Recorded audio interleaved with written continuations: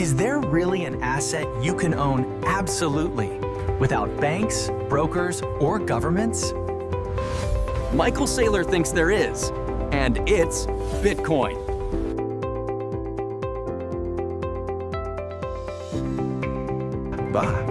But what does absolute ownership actually mean? Let's compare Bitcoin to other forms of ownership.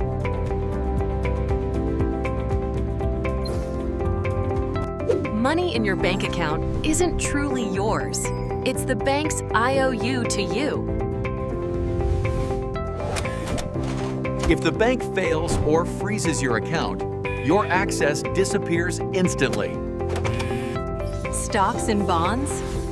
You own them through brokers, intermediaries who control your access.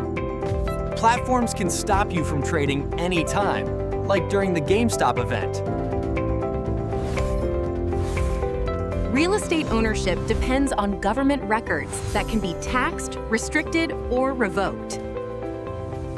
It's ownership on paper, but only as long as authorities allow. Gold gets close, but it's heavy, hard to divide, and can be confiscated. Bitcoin changes that by removing all intermediaries. When you hold your Bitcoin, what you truly control is a private key. That private key lets you authorize movement of your Bitcoin anywhere, anytime. No bank, government, or corporation can block or freeze your Bitcoin wallet.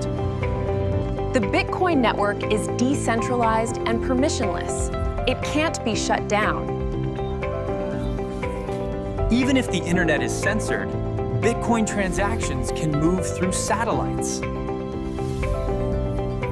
Bitcoin is a bearer asset. Whoever controls the private key owns the coins. Those 12 or 24 recovery words represent access to your Bitcoin. Protect them, and you control everything. You can memorize those words and carry millions of dollars worth of Bitcoin anywhere in the world.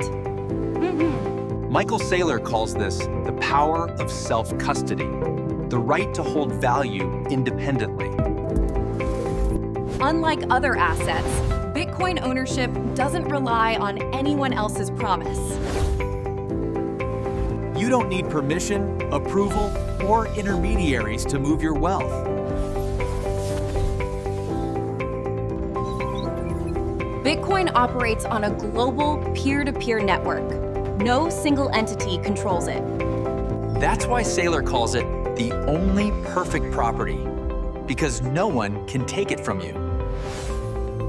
In theory, Bitcoin gives you absolute control, financial sovereignty in digital form.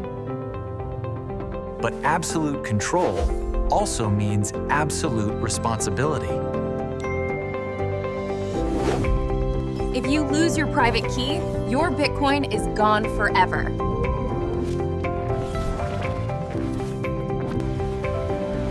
There's no forgot password option, no recovery service, no customer support. That's why Saylor's vision, while true, comes with a steep learning curve. To truly own Bitcoin, you must store it securely yourself, ideally in a hardware wallet. Villains.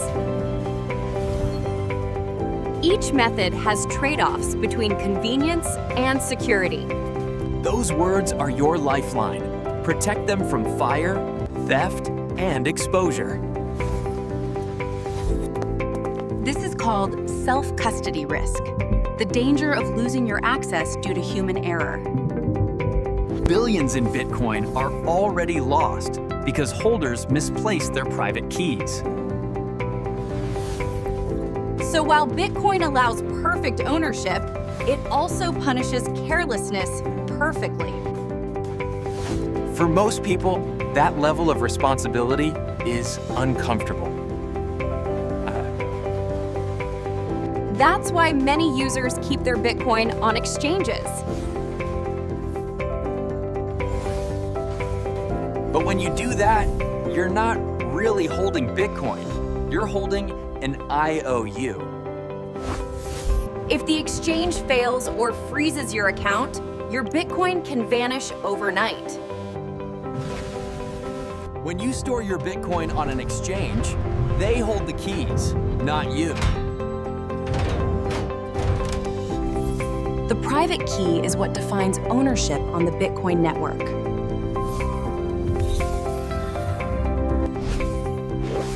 If someone else controls that key, they effectively control your Bitcoin. History shows what happens when you trust the wrong custodian.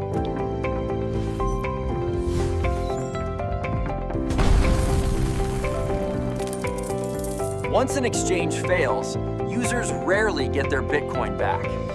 This creates two realities: Bitcoin in theory and Bitcoin in practice. Owning Bitcoin absolutely means balancing freedom with responsibility. The power to self-custody is both liberating and unforgiving.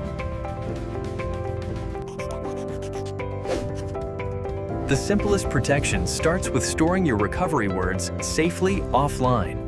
Using a hardware wallet and strong backups keeps your sovereignty secure. When you hold your private keys, no one can seize, censor, or freeze your funds. The difference is subtle but massive. Control of access equals control of wealth. That's what Saylor means when he says Bitcoin is the only asset you can truly own. Because ownership in Bitcoin isn't about trust. It's about mathematics and cryptography. Every transaction is secured by code, not by law or corporate promise. Still, not everyone wants or is ready for that level of self-sovereignty. The beauty of Bitcoin is that it gives you that choice to be your own bank or not. Absolute ownership means absolute responsibility, but also absolute freedom. Bitcoin is the first asset in human history that gives individuals unbreakable property rights in digital form. Bitcoin lets you own value absolutely, but only if you take absolute responsibility. Subscribe to Crypto Compass for more clear, scam-free crypto insights.